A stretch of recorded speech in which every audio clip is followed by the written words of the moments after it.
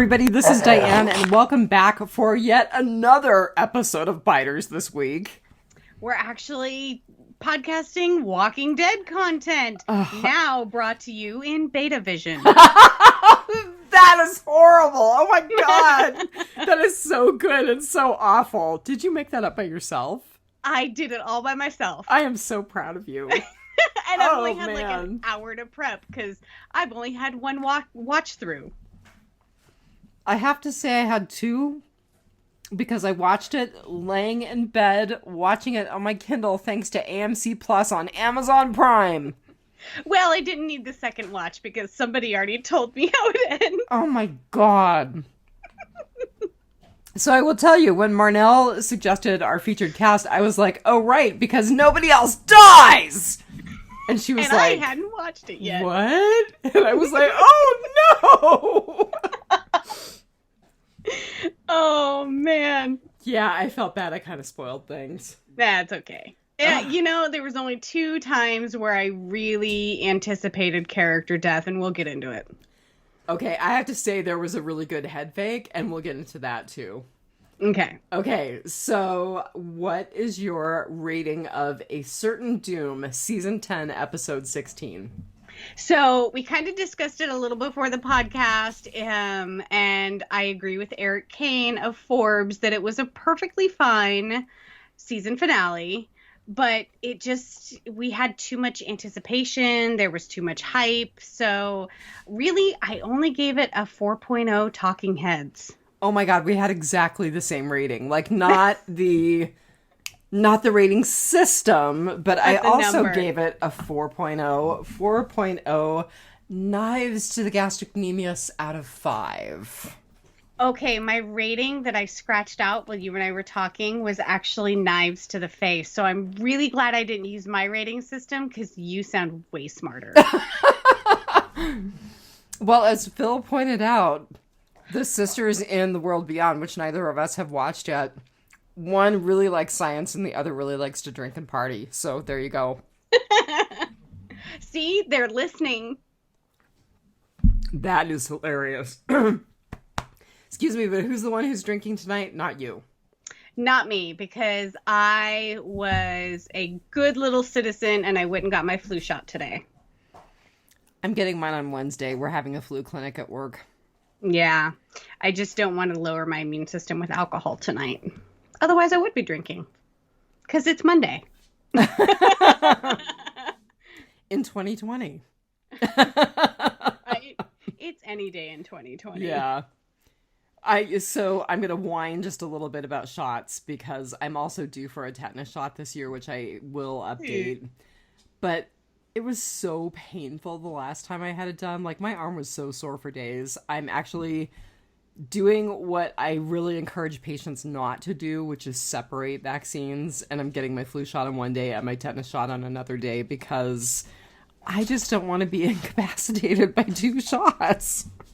I found that I always have to do them in my dominant arm because if I do them on my non-dominant arm, I tend to unintentionally baby that side, and then I just wind up with like a horrible muscle knot.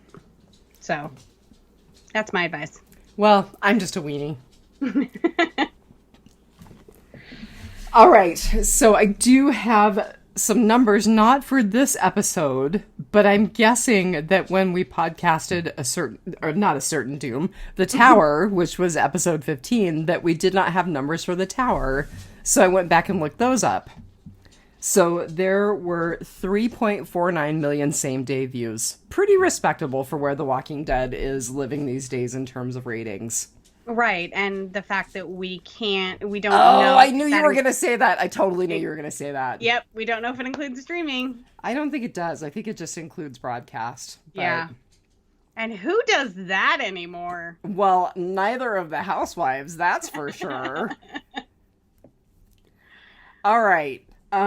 So our title, and I looked it up not because I felt like it really had any bearing on the episode, because I didn't. Here's where I agree with Eric Kane. It's kind of more an uncertain doom, because there really was no doom. Yeah, I mean, yeah, maybe the previous episode should have been called A Certain Doom, because this was like, yeah, doom was upon you. Like, there was no more anticipation of the doom. It was No, there. it was like no doom. No doom. There were some tight spots. Anyway, so where it actually comes from is volume 28. So before they were released in giant compendiums, there were releases of, like 20 issues, or maybe not even that, maybe more like 10 issues in a volume. And that's how I read most of my Walking Dead. Yep, me too. So volume 28 was called A Certain Doom. And it was actually issues 163 through 168 of the comics. And I didn't go back and read it because I didn't allow myself time, but I went and read a wiki about it, and I was like, oh my god, all of the characters who were still in the comics at that point who aren't in the series anymore. So Andrea was there, Dwight was there, Sherry was there, Sadiq was there, Jesus was there, Gabe dies. Oh my god. And Andrea dies because she gets bit while she's leading the herd away from Alexandria on horseback. Huh. And Andrea and Rick are a thing, and like the volume ends with Rick basically collapsed into a heap on her grave. I'm really glad they went in a different direction. I am and I'm not, because Andrea was such a great character in the comics. She was. There was a little bit of time with the governor where it was kind of annoying, but yeah, she was great. Everyone has their annoying period, because like even Sasha, and yeah. I don't really remember that she was with the governor in the comics. I mean, she was definitely with the governor in the series, but I don't remember her character being with the governor in the comics. I don't think she was. I think you're tangling them up in your brain. Although I may be misremembering. I was going to say, I feel like I can see it in comic form. No, because the governor looked so different. The way that he was portrayed was so different. All right, we're going to have to go. One of us is going to have to go back and look. I don't know where my volumes are. Well, it's going to have to be you, because I have tons of charting this weekend because I slacked off this weekend, and we're podcasting again tomorrow night. Yeah, podcast-a-palooza. Oh my gosh. All right, anyway, so yeah, it just was kind of cool to look back and see just the familiar faces that we don't have with us anymore. Yeah. And in fact, Alexandria is overrun in A Certain Doom. Okay. So. It is just so convoluted now. It's really hard in my brain to separate the two universes, but yeah.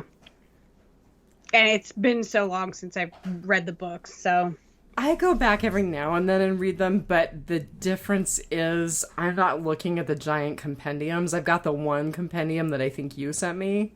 Mm-hmm. But I've also got them all on my Kindle as the volumes, so they're a little easier to digest. Really? I tried to do Sandman on Kindle, and I was like, nope, not for me, 0 stars.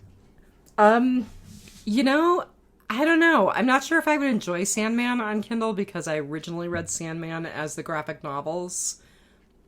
Yeah, it's just, for some reason, graphic novel does not translate for me on a Kindle. I think it really depends on the graphic novel. Walking Dead translated pretty well for me, so. Okay. All right, so our writers there were actually 3 people who were credited with writing the story: Jim Barnes, Eli Journay, hope I'm saying that right, and Corey Reed. All 3 of them have been writers for the series before. This is not their first rodeo, but Jim Barnes and Eli Journay have only been writing for season 10.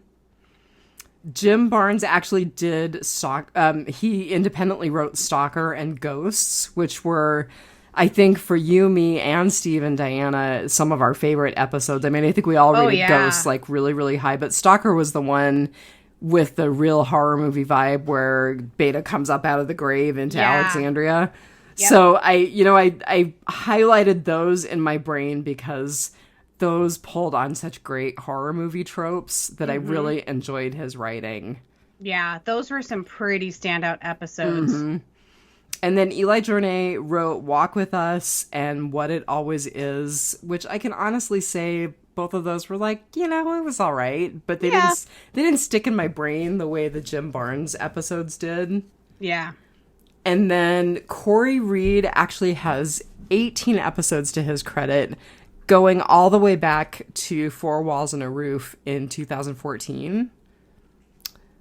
And I'm gonna have to say I picked for me what was his standout episode for me, which was Consumed. Season 5, episode 6. It's where Daryl and Carol are trying to find Beth in Atlanta, and they get holed up in that women's shelter. Oh. And Daryl grabs that book about trauma. Mm-hmm. Was a really nice kind of bottle episode with just the two of them, and it's always kind of stuck in my brain. I really liked it. Yeah. So, and then of course our director is Greg Nicotero. Of course. And the thing that was kind of cool, I didn't realize it, but up to this point he has directed 33 episodes of The Walking Dead. Oh my goodness. Yeah. And he is listed as the director for the Walking Dead movie that is still listed in pre-production. His very first episode was Judge, Jury, and Executioner. His very first episode that he directed was Judge, Jury, and Executioner in 2012. It was from season 2. And it's the one where the group votes on Randall's fate. Dale is arguing against executing him, but the group ultimately votes in favor of executing him. You don't remember it? I kind of remember that. I just don't remember. I can't picture Randall.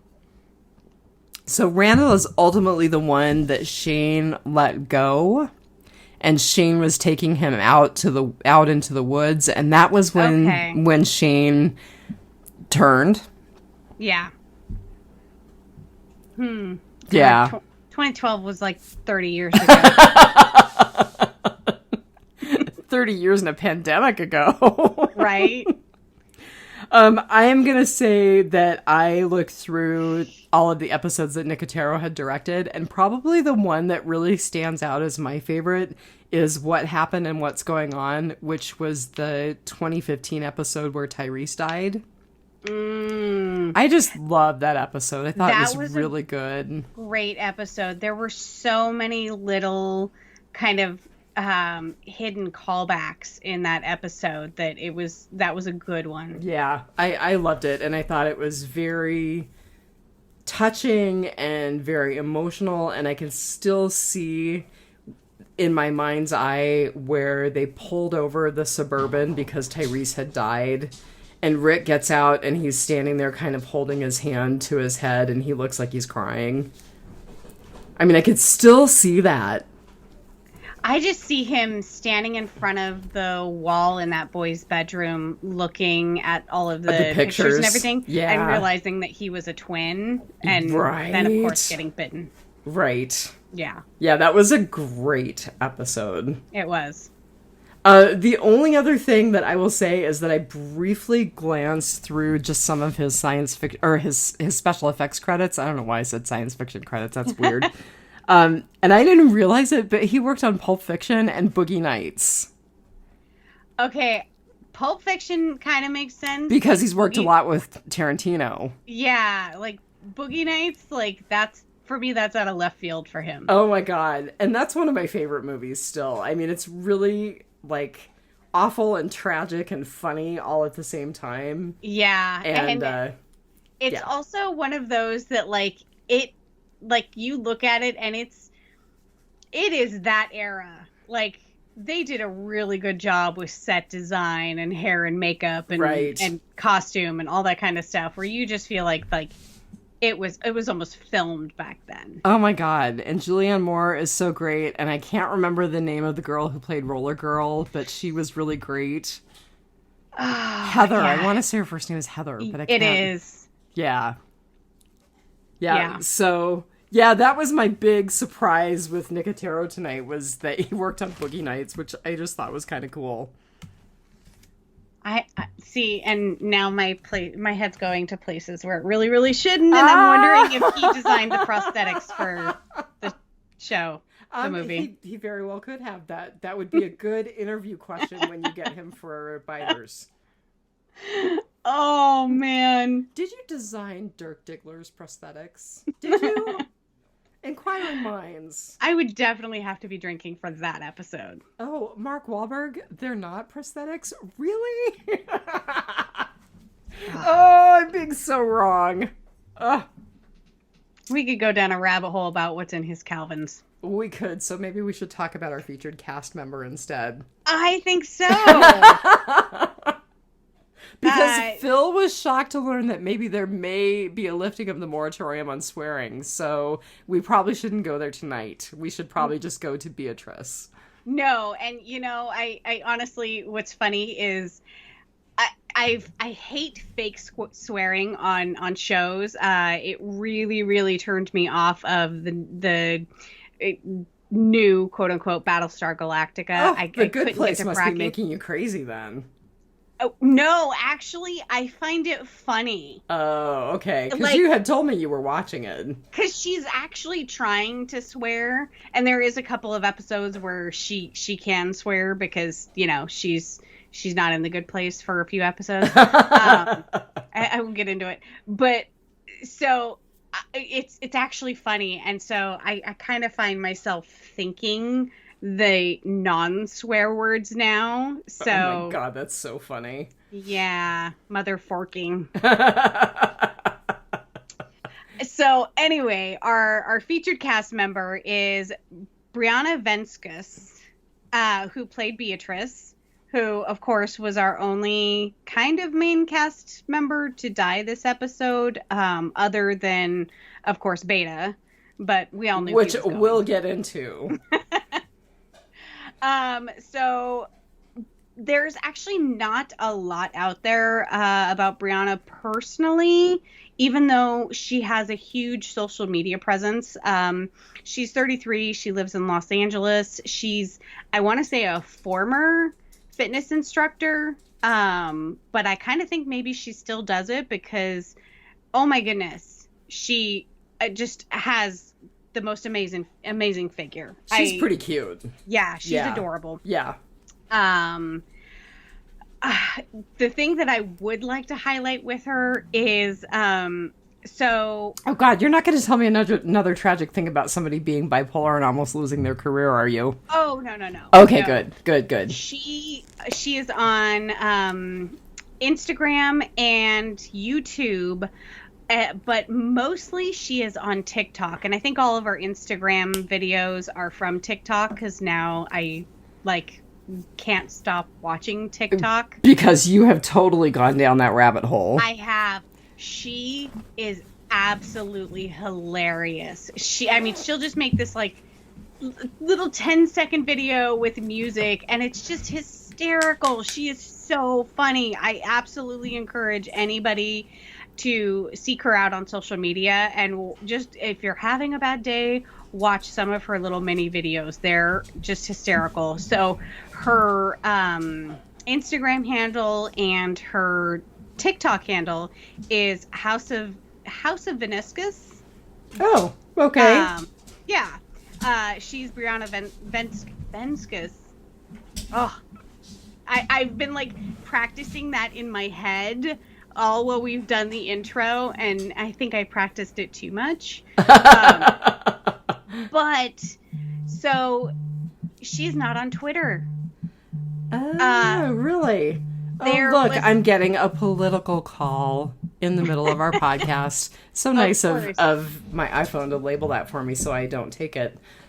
Mine says spam risk. I have that and also labeled political call. But anyway, you were saying about Brianna before we got so rudely interrupted. Right. So it looks like at one point she did have a Twitter, but either she is off of it for reasons she doesn't want to be, or she deleted her Twitter. So She's really just on Instagram and TikTok. But so like, yeah, I think that's interesting when people just completely delete an entire part of their social media, especially when somebody who it's an actor or actress trying to get their selves out there. So yeah, not much, not I don't know the story behind that, but it makes me curious. So she has done. Dude, I'm going to interrupt you. I'm so totally getting stared down by Mouse right now. She is giving me the eye. I don't know what's going on. Go lay down. She did not like her treat tonight, and she wants you to substitute it. Pretty much. And yeah. I'm going to lift it up so that nobody else eats it. Ridiculous or fights over dog, it. Right? Sorry. Okay, so we were talking about her film and television credits before I allowed the mouse to so rudely interrupt us. So she has nailed a couple of parts, both in the DCU and the MCU. Yeah, I thought that was kind of cool. Yeah, so in Agents of S.H.I.E.L.D., she is Agent Piper, and in Supergirl, she is Agent Vasquez. So it made me think that I need to go back and give Agents of S.H.I.E.L.D. a fair try now that my head is cleared and my life is a little quieter. I made it to like season 3, and like I'm so behind on Flash and Supergirl and all of those. I never watched any of them. Oh man, I got into Arrow when it first came out, and I was just rabid for, you know, anything related. And but now they keep doing all of these crossover episodes with like Supergirl and Arrow and Legends of Tomorrow, and I can't keep up on that many shows and then all my other shows, especially when I was watching Celebrity Big Brother UK. Oh my god. Oh man. So one of the other interesting things is she also played she was in the unaired pilot to the Wonder Woman series. Okay, thank you. I was wondering what that was all about, and I was like, a 2011 movie about Wonder Woman, and I missed it, and I know it was just a TV release, but what?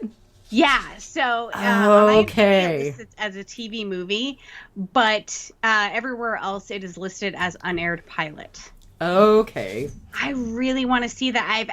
There was another actress that I stumbled across. She played the Wonder Woman character, and I could probably actually just click on it on IMDb, except my computer is being really slow, which is why I went into my office today to move around furniture instead of do my actual job, because, yeah. Oh, well, Pedro Pascal was in it. Who's that?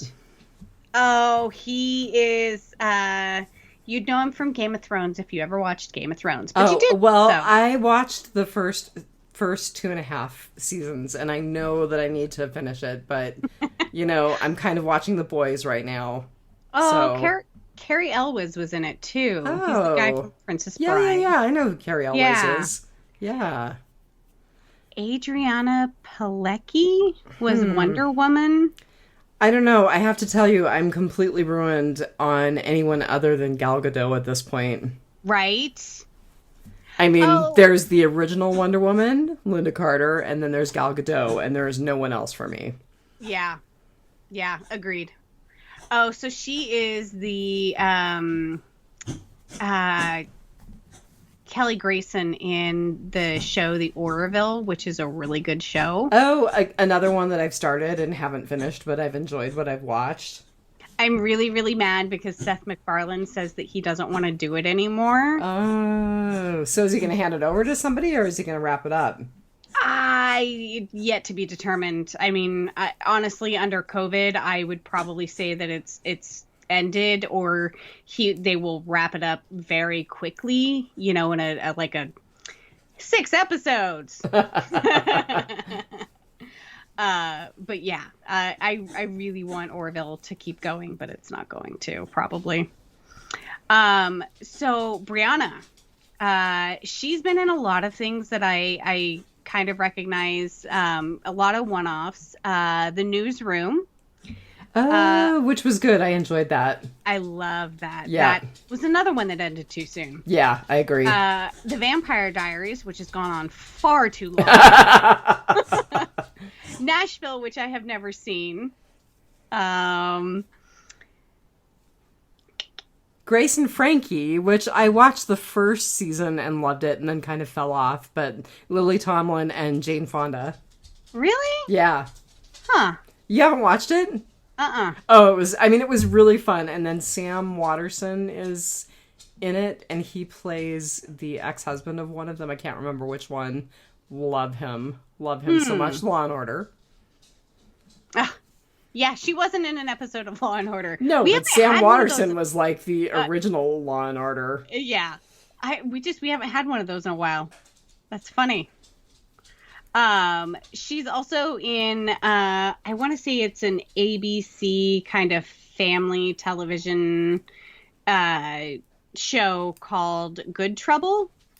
Oh, yeah, I saw the credit for that, but I didn't know anything about it. Yeah, it's a spinoff from the show The Fosters. It's basically kind of where the kids grow up and kind of go live on their own in the city. So that was a little after my time, so I never really got into those shows.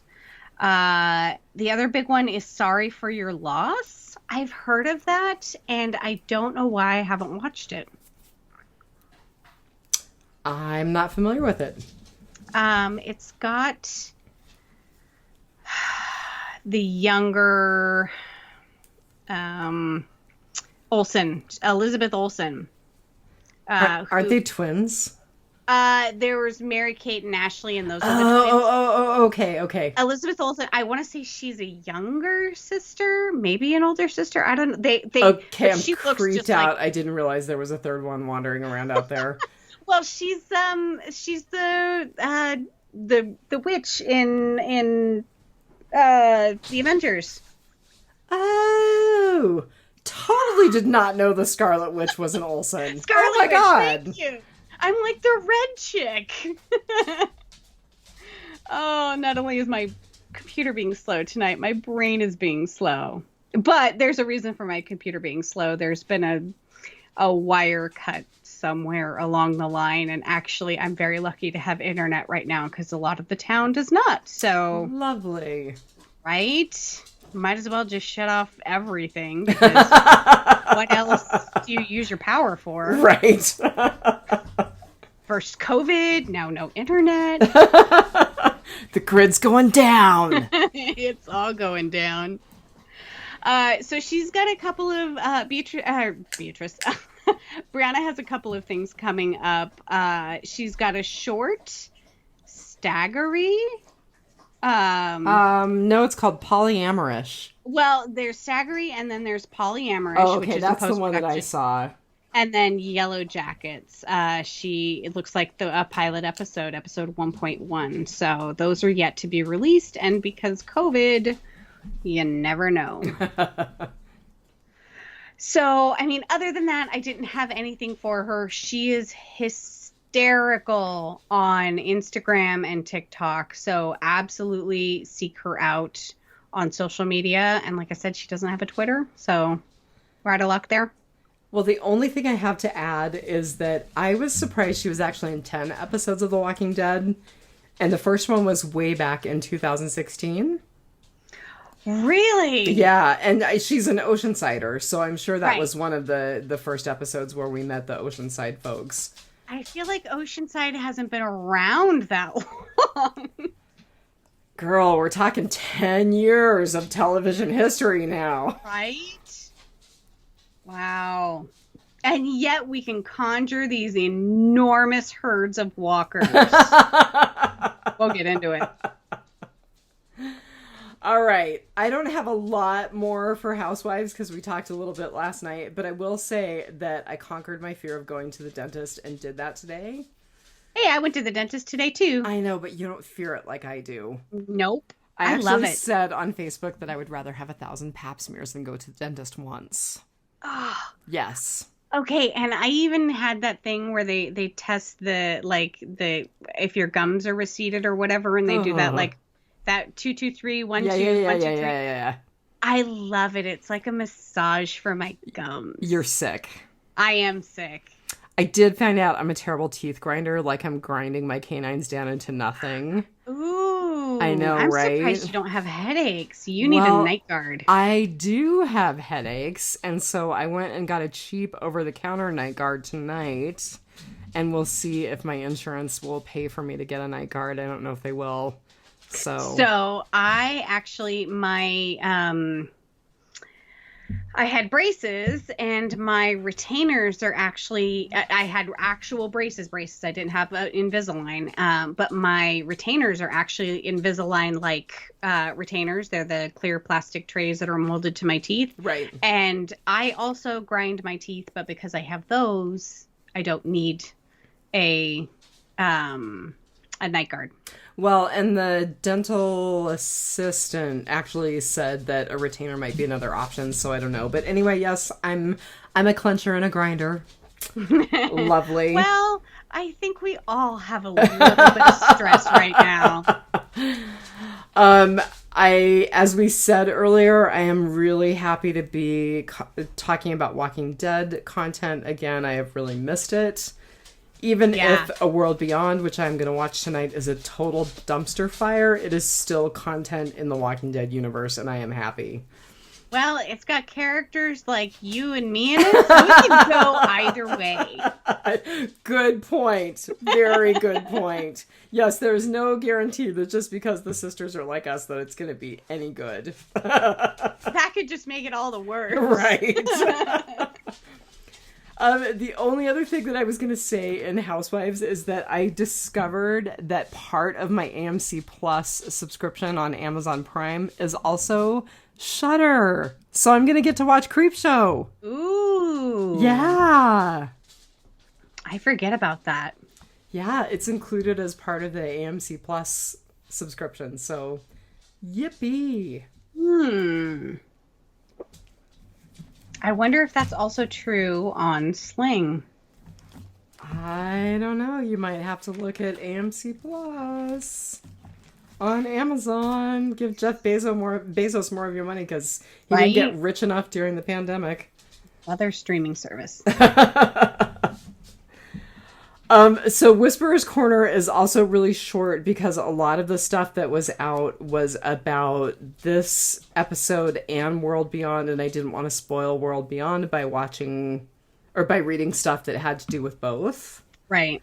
But I will say one of the things that just irritated the hell out of me, and you and I talked about this before we actually started recording, all of the Twitter idiots who were like, what's the thing with the stormtroopers at the end of the episode?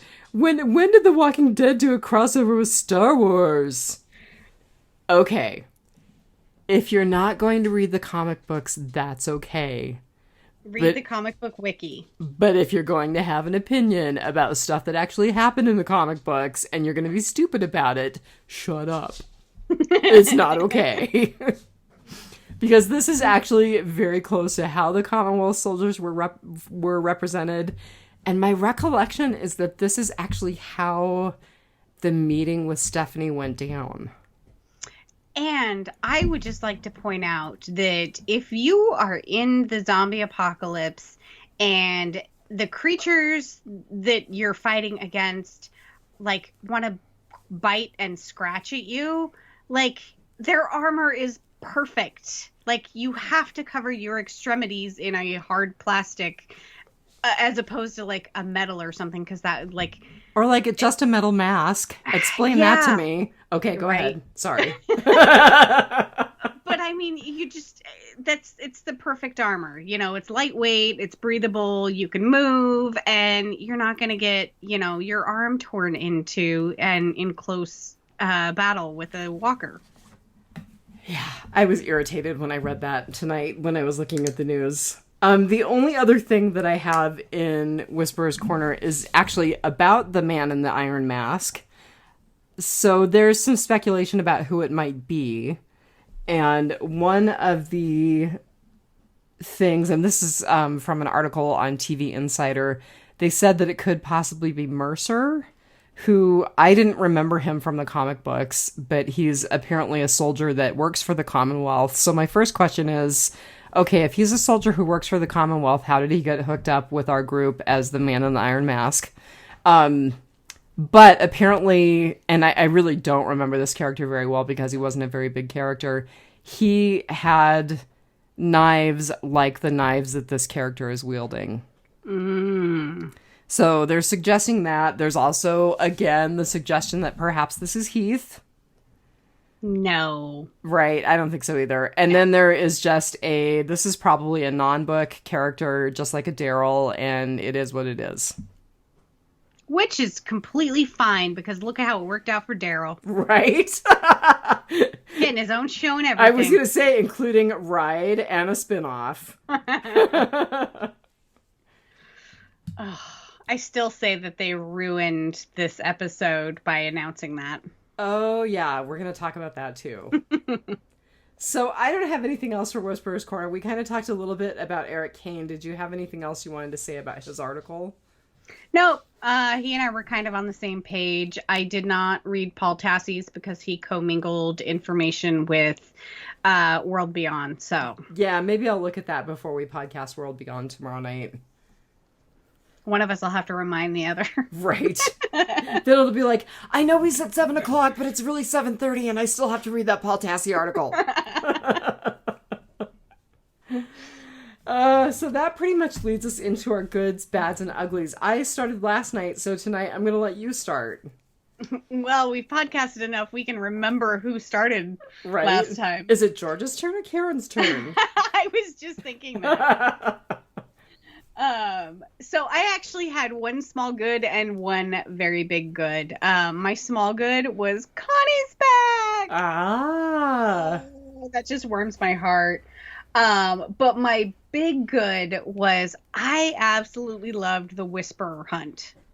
I just our cast of characters just stalking through the crowd, just totally hamstringing Whisperers, and all of the walkers pouncing on the Whisperers. Like I don't know why, that was just a lot of fun for me. Well, and a lot of it was the archers from above too. True, but because that was Lydia's job, was helping them pick out the souls in the crowd that were actually Whisperers versus walkers. Right, but when they regrouped after the music failed. Yeah. They went back and just started like finding Whisperers and stabbing them, and I loved that. I'm a terrible person, but no, you're not. Bad things happen to bad people. Well, the universe doesn't really hold true to that either, but we'll live with that illusion for today. Well, it's that whole arc of justice. It was just a little shorter for the Whisperers. What was your good? So my good was actually kind of a list of things, as was my bad, so hang in there with me.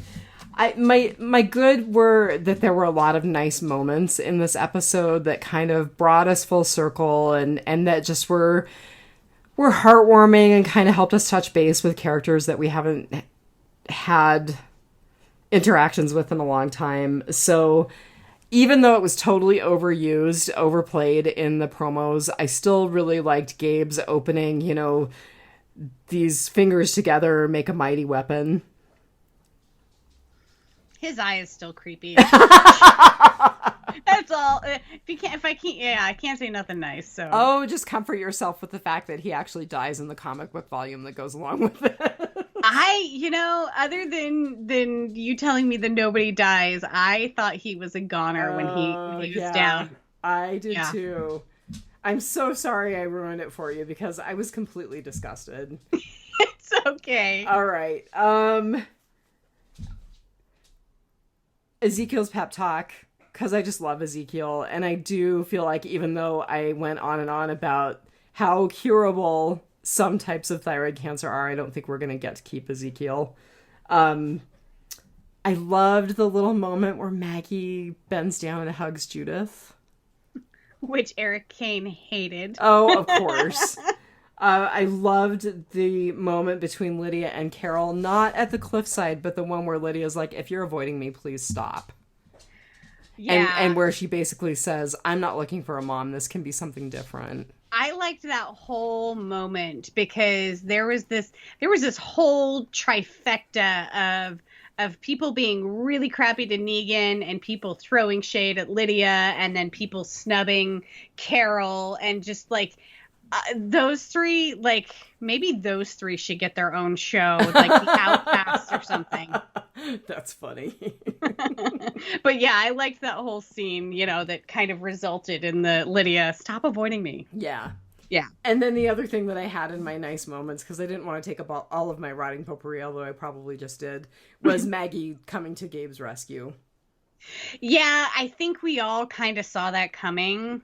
Yeah, I mean, we definitely had conversations around, you know, Maggie, like, riding to somebody's rescue. Yeah. I just didn't necessarily think it was going to be Gabe. Yeah. But I was good with it. Yeah. Eric Kane pointed it out, and I was like, yeah, that did kind of bother me. Like, I couldn't put my finger on it, but, like, they gave Maggie so few lines. It was just, yeah. I have no idea what to say about that. I'm just like, she's back. Like, I feel like we should have gotten more out of her, but I realized they had to kind of quicken this episode along. They had a lot to fill in. They did a lot in one episode. I agree. Yes, and they did try to kind of catch us up with most, but not all of the characters. And that will be in my bad. So my bad is how, like, the whole Eugene wrecking his bike and then totally giving up. Okay, one, how did he wreck his bike so badly? I'm kind of thinking he ran into that car, but I don't know. Did you not see it coming? I don't know. I mean, is he just blinded by his horniness? What is going on? They're not wearing helmets, and that was a pretty mangled tire. They think they're gonna, like, they thought they were gonna pound that tire back straight, and I'm like, yeah. Nope. Yeah. No. And then, like, his whole just giving up. It drives me crazy when people give up stuff like that. Like, I always, whenever I'm watching, like, some sort of show, like, we'll say Survivor. I haven't watched Survivor since, like, season 3. Oh my god. But we'll say Survivor. But whenever, like, you're having to do something and you kind of fail, or you fall behind the crowd, or, you know, somebody else is, you know, finished before you, and people give up, don't give up. Because sometimes what happens is somebody, like, missed a step in doing the task, or, like, they did it wrong, and if they get disqualified, and if you would have finished, I hate it when people give up. Like, I hate it. And his little defeatist attitude really got on my nerves. Like, I still kind of haven't totally forgiven Eugene with his Rosita thing. Okay. Yeah, and so you liked Ezekiel's pep talk, and it was great. It got Eugene, you know, snapped him back and everything. And look, they did make it, and he thought they didn't make it in time, but apparently they did. So if he would have given up and gone home, he would have missed all that. So yeah, I hate it when people give up. Well, so the thing that I will say, though, is that we've always known that deep inside, and I love Eugene, don't get me wrong, but deep inside, Eugene is kind of a coward. True. You know? I will give you that. But, you know, this was like his big thing. He was setting out to do this, and, you know, he was going to go meet Stephanie and all this kind of stuff, and he dragged everyone along, and he had to do this instead of helping them with the Whisper War and everything, and just like, oh, My bike got a flat. That's what It got a little more than a flat, and he hit his head pretty hard, but I hear what you're saying. All right. So what was your bad? So my bad, and again, it's a list, and I'm trying not to like take up all of the rotting potpourri by listing it in my bad.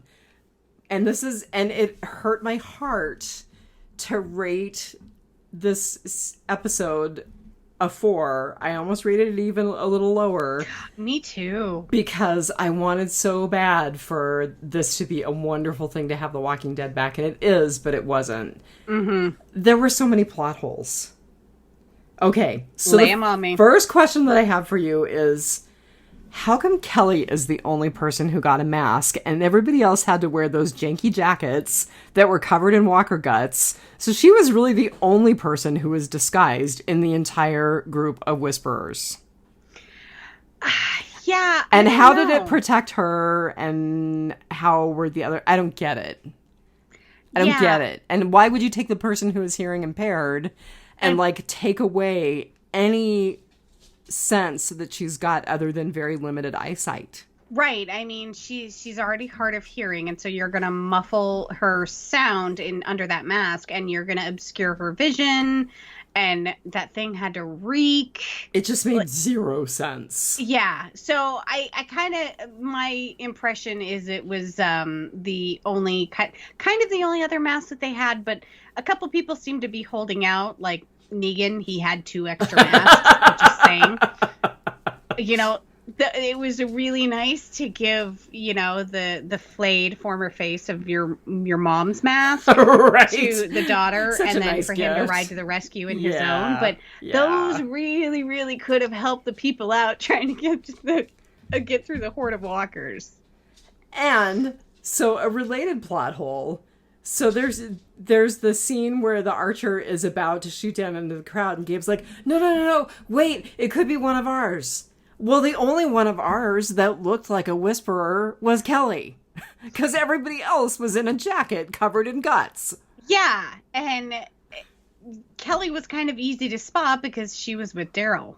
Yeah, so it's just... rawr. Okay, I have an addition to the archer sniper complaint. Okay. Beta is like 9 feet tall. He towered over everybody in that crowd. He was super easy to pick off, right? Yeah, so that was actually one of my plot holes as well. Excellent. So you've got Lydia helping them pick out the whisperers in the crowd. Mm-hmm. Beta is fairly close to the front of the horde. He's fairly close to the hospital. And Lydia can't pick him out? Right? I mean, legitimately, the guy is like close to 7 feet tall, I swear. He's a big dude. And he, you know, he's worn the same distinctive costume for how long? Yep. I'm just like, how did nobody not see him? Like, I guess maybe, like, he was around the backside of the hospital? I don't know. He was literally the only walker aside from Negan in a leather jacket and a red scarf. Right. And, again, is super tall. Right. Okay, so another plot hole. No Negan Maggie fireworks. Nothing.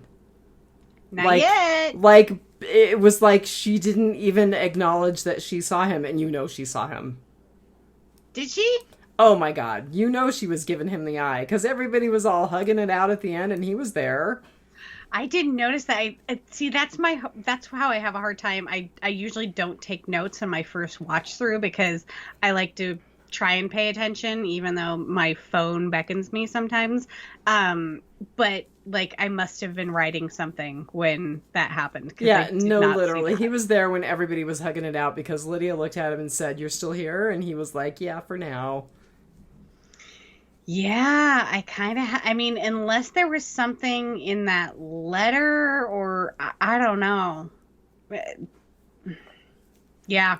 I got nothing. Because, yeah, I mean, by all rights, Maggie should have just like walked up and just like stabbed him. Mm-hmm, pretty much. Yeah.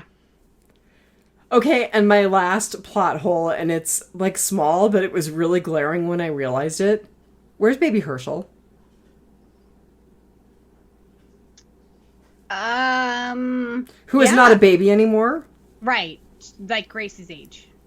I mean, I'm sure that we're going to get an explanation, but yeah. Maybe she's got more. She was going to I would say children don't travel well, but I would agree. In the apocalypse, children are not good travelers. That's fair. Yeah. But I mean, he was raised in the apocalypse, so I mean, kids are a lot better now. I don't know. Yeah, I don't know either. What if something terrible happened to baby Herschel? Oh my god. I am a horrible person. You're a horrible person, and it is possible that something horrible did happen to him. I didn't even think about that as a possibility. I will say that my recollection is that he is in the last episode or last issue of the comics. Yeah. But you can't go by that anymore. Yeah, I mean, it means nothing other than he is in the comics, but yeah. Okay. I'm very sorry I put that out into the universe. No, you're not. No, I'm not. All right. This is me sober, by the way. I know, right? I've had a small glass of wine. So this is not me drunk by any stretch, but yeah, you're pretty horrible. All right. So what was your ugly, and was it a good ugly or a bad ugly, or are you going to wuss out and once again tell us all that it's both? No, mine was a good ugly, and it was a really good ugly. This was almost my good because I just absolutely loved the moment. It was the Walking Dead that we all know and love, that like it just, yeah. So when they were all covered in the meat ponchos, which are back in season, they went into that, like, I feel like it was an airlock. Right. When they were first letting the horde in so that they could get out. Yeah. And they're all standing there still, just like, please work, right. please work. And like my heart was pounding out of my chest. I felt like I was there, and like the walkers were around. Like I was so scared for everyone. I mean, and this is after you told me that nobody dies. I was just terrified for everybody, and I loved that moment. You know, the next time you suggest a featured cast member and you haven't watched, I'm going to say, don't you mean we should talk about Dog? Oh, man, when he started barking, I was like, do not kill Dog. So, I'm sorry, I stole from your ugly, and yes, I agree, that was definitely... It reminded me of when Jessie and her son Sam got killed in Alexandria. Right? Mm-hmm. Mom. Right. You reminded me of something else, and I forgot to write this down, Rotting Potpourri, so I'm going to say it. When I was watching it last night, there were some moments where there was just some really soft, kind of mournful music, and I was like, oh... And there's the Bear McCreary we know and love and remember. It was really nice. It was nice to have that moment because I've always appreciated the music in this series, both Bear McCreary and the pop stuff that they use. Although I have mixed feelings about the Talking Heads. Oh, we'll get into that. Okay, because I like the Talking Heads, but I have mixed feelings about that. I think that was Luke's touch. Oh, did you see him? He was overjoyed. He was like dancing next to the caravan. Go back and watch. All right. Do you have anything else for your ugly? I do not. Okay. So my ugly was a bad ugly, but I also have an honorable mention. So I'll do my honorable mention first. So my honorable mention is Cassidy McClincy because I thought she was absolutely the best part of this episode. She didn't particularly stand out to me. Oh, I just thought she was really great. She was really grounded and her performance was fairly nuanced, especially for such a young actress.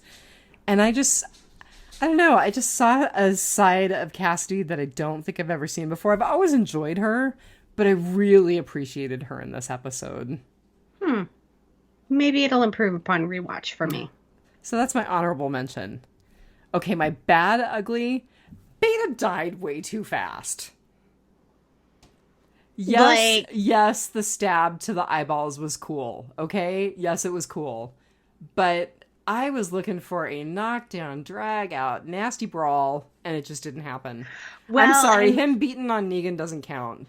There was like this, huge speculation who takes out Beta, and it was a team effort. It was lame. I felt like Beta deserved a better death. I felt like it should have been splashier, no pun intended. Yeah, I don't know. He had that whole thing at the end where he had that weird, like, dream sequence, and he just sort of let the walkers take him. So... yeah, I don't know. I was just disappointed. For that being our big, major death, and I am totally on Steve Baldwin's side on this, we needed more people to die. Yes. For that being our big major death, I was really disappointed. Yeah, agreed. But I still I agree with you on we needed more deaths, but I'm okay with Beta's death. Well, that makes one of us. And I think that gets us into Rotting Potpourri. Okay, so going into it, one of my big goods was Beta Vision. Like, right. I loved the walkers, all of the walkers talking to him, not just the whispers. Yeah. Okay, so I definitely like that too. But I really liked it when it first was like kind of out of focus and weird, and that's what tipped you. I mean, that's really what tipped you off that it was him in his crazy head. Well, yeah, and look at the whole horde was like paying attention to him, and like they would turn around like all in unison, like that was so creepy. It was really creepy. I agree. I mean, that was one of the moments where I was like, okay, I haven't been creeped out by The Walking Dead in a while. That was really creepy. Yeah, like being inside Beta's head, that was amazing. And there was one walker, and it was a female walker, and she was fairly central, and her face was kind of more misshapen than the others, and her teeth were really prominent. She was freaky. Yeah, and her like talking in a way that we could understand her was just, I loved it. That was an amazing touch. I did too. I agree with you completely. Yeah. So I have written down too late, Beatrice. So there's like 8 walkers descending upon her, and she's mortally wounded and bitten at least 3 times by now, and she's like, Carol, wait, and I'm like, no, too late. like really, you're gonna ask me to come back for you? Just take one for the team, Beatrice. Okay, you know what I thought was really funny? She's the one who in the tower was kind of ranting like, not Lydia. We don't trust Lydia. She hasn't earned our trust. And I'm like, oh, and you trust Carol? Oh, man. I didn't even think of that. Yeah. That's funny. And yeah, I mean, Carol was the perfect person to be paired with a person going down because you knew she was walking. Yep. She's just like, sorry. All right, I want to know how Ezekiel can ride that bicycle like a madman when he was coughing up a lung in the last episode. Okay, to be entirely fair, being a severe asthmatic, bikes has cancer. Bikes are actually okay for me. It's not that high impact cardio. But he has cancer.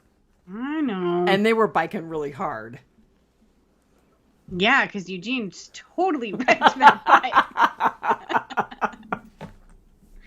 not letting that go. Okay, so the other thing that I didn't realize was I didn't realize that it had been so long since Daryl and Carol had talked that Carol didn't know about Michonne. Oh, wow. Yeah, because he was filling her in on, and then she left, and Carol was like, well, the only reason she left is because you're here with the kids. She would have never left them if you weren't here.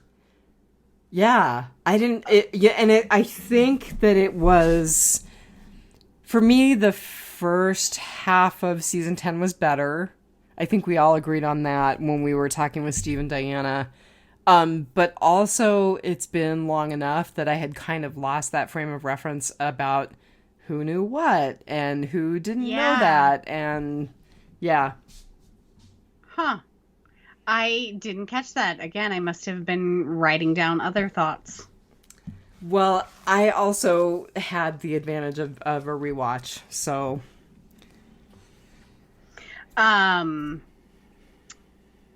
Carol seeing Lydia in Alpha's mask. Oh, so I actually wrote down how disturbing and cruel and cool it was to have Carol get rescued by someone in Alpha's mask. Yeah. Total mind trip. Yeah. Yeah. And so on that same note, like, Carol's standing at the edge like she's gonna walk off. Really? No, okay, so I'm gonna tell you that when I watched it last night and I wrote this down, I was like, I seriously thought Carol was actually gonna die, and that the whole thing about the Daryl Carol spinoff was a complete head fake. I didn't even think of that. Because I ruined it for you, because I told you nobody died. That would have been an amazing head fake. I really wish they would have done that. No, I was seriously thinking that last night. I was like, oh my god, she's gonna do it. She's gonna jump. Oh my god, they've lied to us about the spinoff. That's amazing. But then it didn't happen. Yeah, I see. And I was just like, man, they should have never said anything about the Daryl Carol spinoff. I agree, because now we know that they're protected for the rest of the series. Yeah, they should have just kept that one under their hats until, they went into production. Yeah, they could have told us about the anthology series. They could have said that the Walking Dead universe was continuing and they were doing this great anthology series. An anthology series, and say maybe they were working on something else. They didn't even, they could allude to it. Yeah. Yeah. Agreed. So speaking of thinking somebody is going to die, so when Princess and Eugene and Yumiko and Ezekiel were all in the train yard. Oh, I just suddenly had visions of the train yard and the termites and yeah. Okay, sorry. Oh, okay. I didn't think of that, but Eugene is standing there and he's kind of, making this big speech to everyone, and how they were going to go on, and there were people still out there, and So he's standing there, and I'm like, oh my god, somebody's going to shoot him in the head while we were watching. I seriously, you had told me nobody died, but I was just like, I just see, what's her name? She was the doctor who was Tara's kind of girlfriend. Denise. Yeah, I kept seeing Denise, and I was like, there's going to be a bullet tearing through his head, or somebody's going to get him with an arrow. I was just like, oh my god, they're going to kill Eugene. Nope. But I was serious. Gabriel and Eugene were the two that I was like, wow, they're totally going to kill them. Had I not known that nobody died. I'm so sorry I ruined that for you. It's okay. I totally thought, and so I have to explain to the listeners, the reason that I thought you had watched it was you suggested Beatrice, and I was like, oh yeah, Beatrice died. Okay, yeah, that makes sense to do her as a featured cast. And then I was like, yeah, because nobody else died, and you were like, what? I had just texted you that I was like, I need to get out of this bath and watch the episode. Have you watched it? So I guess I alluded to that I hadn't watched it yet. I didn't actually say. I don't think you actually said it like that. You could have thought I was going to rewatch it, but no, it actually makes for a hilarious story, so it's okay. I did think Lydia looked really cool in Alpha's mask. I also thought, speaking of cool, the featured zombie of this episode seemed to be the one that was the stair climber. And it's like totally raw face looking up at Judith. I love that. It was so good. Yeah. I was really surprised that the booby traps were tripped because I feel like they were a little obvious. Like I just felt like maybe but they're walkers. They don't care about obvious. They're gonna just go through them. I thought those were whispers. Oh, was it a whisperer? I thought it was a walker. Yeah. Oh, now I feel really stupid. The whispers were trying to beat down the door, so they were coming up the stairwell. Yeah. You're completely right. I feel kind of dumb. Sorry. Yeah. Sorry. No, I mean, it was a darkened hallway, and those masks are really hard to see through, and they were in a hurry. I kind of get it, but like when Daryl was setting them up, I'm just like, you can totally see that tripwire. That makes so much more sense, and now I feel really dumb. All right, you were going to say something about burning down the house. I liked it. I mean, I did too, for the most part. I mean, I kind of had a love-hate relationship with that song when it first came out, and then I grew to really appreciate the Talking Heads, so here we are. And also, like, the Talking Heads. That's funny. Okay, that's completely meta, and that is really funny. I kind of think that's probably why Luke picked it. But so was it like a tape? Was it a record play? Like what was it? Because like they just had the one song on the loop. Yeah, I don't know. Okay. Yeah, don't know how they did it. No clue. I mean, Eugene did have that really cool record collection. Yeah, but I can't imagine records actually travel well in carriage. I can't imagine they do either. Yeah. Wow. Don't be a horse in the apocalypse. No! I know. I was watching those horses clip-clop along totally calmly, and I was like, they're done for. Seriously, as soon as that wheel came off, I would have cut those horses free. Don't be a horse or a little kid in the zombie apocalypse. No. Such a waste of an animal. God. Here I am like, oh, yeah. Right, speaking of which, plot hole. Where did Virgil get a horse? Yeah, I wondered that myself.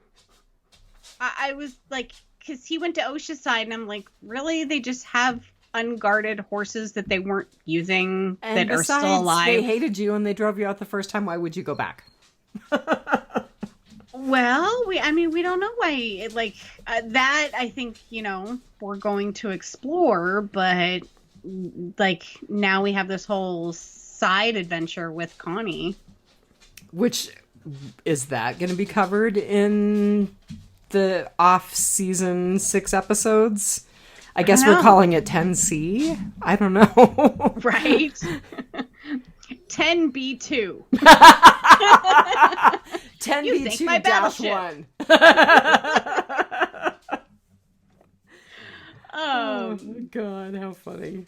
So, yeah, I mean, the rest of the season, what is it, cutting room floor material? I think we've kind of talked about this. So they actually said that it's that article that I looked at last night said it's supposed to be a bridge between 10 and 11. So I mean, like, it can't be cutting room floor stuff. Besides, they would have put it together more quickly.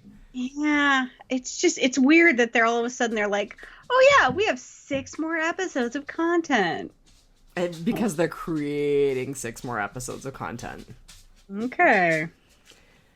Okay, so we had our little moment between Daryl and Carol, and they made up, and Daryl said, well, you still got me. New Mexico is still out there.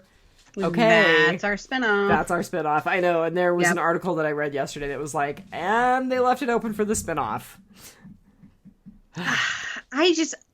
I I mean, depending on where you go in New Mexico, I guess it's me living in a rainforest where I'm like, why would you go to the desert? All right, and we've already been in the desert with Fear. Yeah. Yeah. And I love Daryl and Carol, but as I said, when we crossed over with Diana and Steve, they are beating those two characters to death.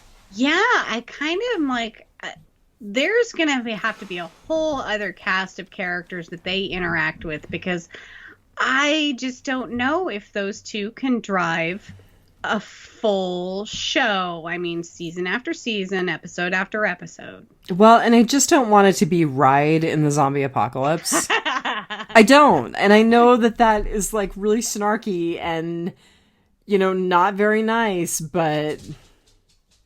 Yeah, I mean, agreed. Like I said, they're going to have to try and settle down. They're going to have to have a whole other cast of characters, and we're going to have to learn a whole bunch of new names, but we'll have more featured cast members. So I guess that's okay. Because we are running out of featured cast members. Yeah, well, It was Beatrice or Jules, and Jules really didn't have much on out there. So that's how I came to Beatrice. Didn't even know she was dead. Yeah. Well, you found out pretty quickly, didn't you? Like I said, I couldn't believe when she was like, Carol, wait. I'm like, really?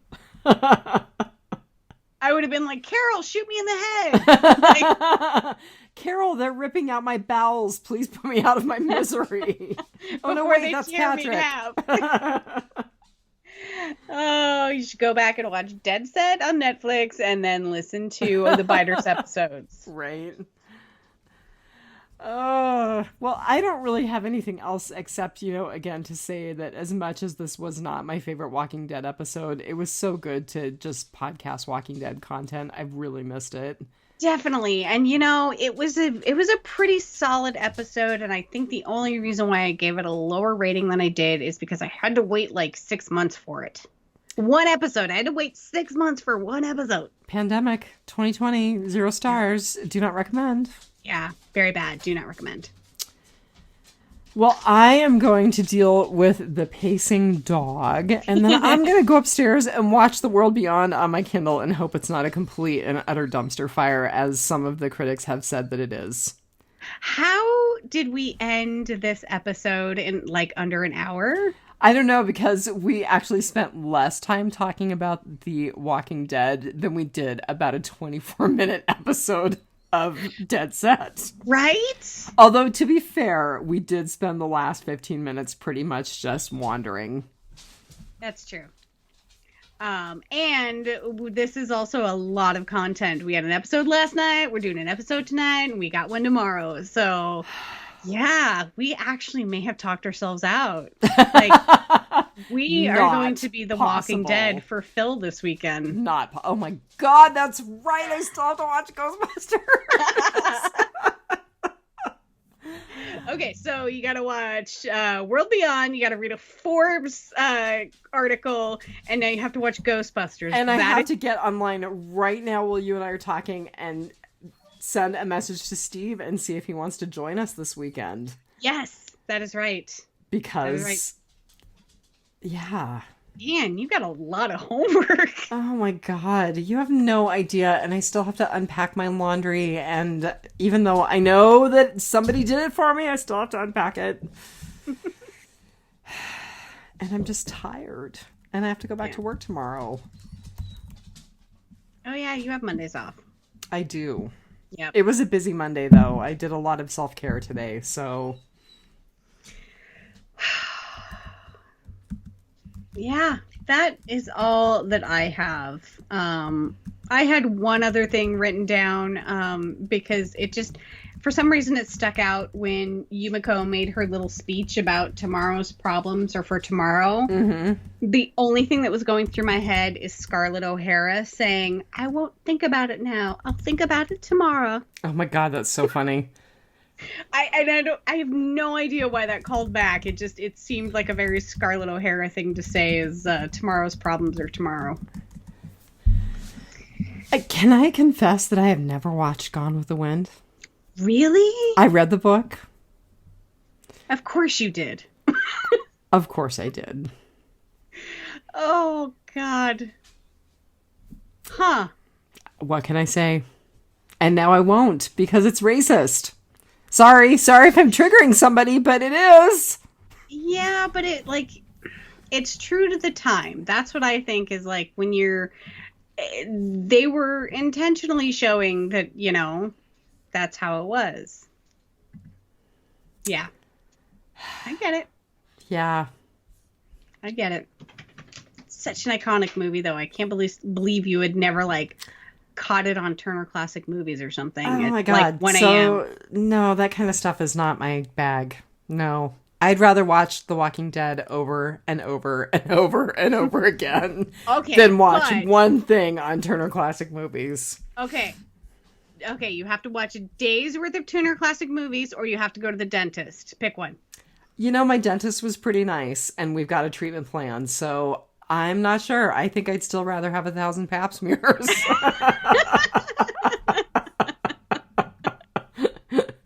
There's a third option. You didn't give me the third option, and there's a third option. Oh, I would not take that third option no. None of that. I'm weird. I like the dentist. I know you're weird. We have established that firmly. Yeah. Yep. All right. All right. More weirdness tomorrow. To be continued. Right. So we're watching The World Beyond sometime between now and this time tomorrow night. I'm really excited. I don't even care if it's a dumpster fire. It's content. Oh my God. Do you ever think that people say that about us? I don't care if it's a dumpster fire. Completely. Pedro Pelez, God love him. I was like, so you're getting more biters than you bargained for this week. And he was like, the more the better. And I'm like, oh, that's so wonderful. It is. We appreciate that. All right, everybody. We are going to do this again at the same bat time, same bat channel tomorrow night for The World Beyond. So for the next 24 hours, just remember, take it one dead day at a time. Good night, everybody. Good night.